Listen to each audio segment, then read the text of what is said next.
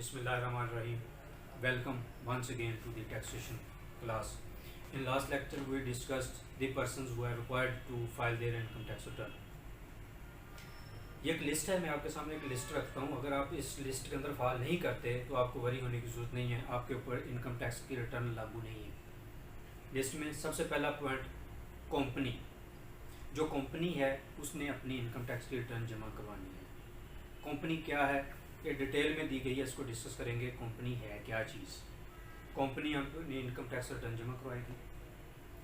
अगर आप इंडिविजुअल हैं, एसोसिएशन ऑफ पर्सन हैं आप, और आपकी सालाना इनकम एक ख़ास इनकम से ज़्यादा है तो आपको जमा करवानी है. अगर उससे कम है तो आपने जमा नहीं करवानी.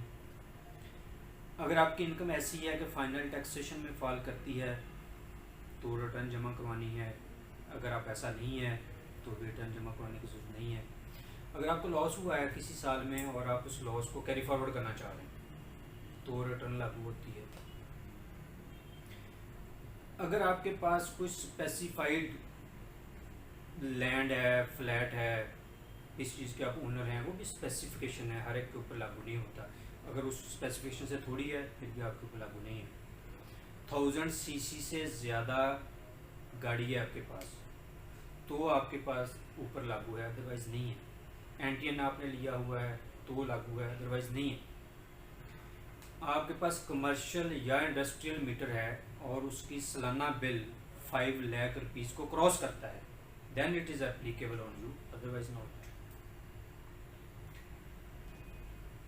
कुछ बॉडीज़ हैं, गवर्नमेंट की बॉडीज़ हैं, इंडिपेंडेंट बॉडीज़, कुछ गवर्नमेंट के अंडर हैं, कुछ सेमी गवर्नमेंट हैं. अगर आप उसके मेंबर हैं तो आपके ऊपर लागू है.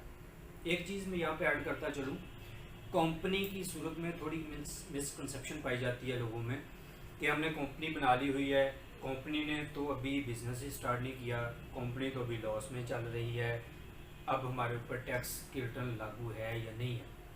इट इज़ क्लैरिफाइड 100% कि अगर आपने कंपनी बना ली हुई है, अब वो ऑपरेटिव है, लॉस में है, कम वॉल्यूम में चल रही है, उसके ऊपर टैक्स की रिटर्न लागू हो जाती है.